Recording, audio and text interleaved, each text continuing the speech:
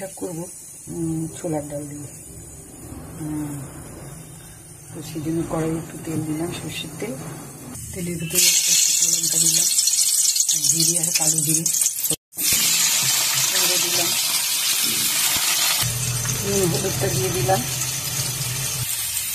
সেদ্ধ করা আলু দিলাম, বেগুন দিলাম, পুঁই শাক দিয়ে দিলাম। সবগুলো ভালো করে নেড়ে নেবো। এরপরে একটু সেদ্ধ করা ছোলার ডাল দেবো। সেদ্ধ করা ছোলার ডাল আর একটা কাঁচা লঙ্কা দিলাম।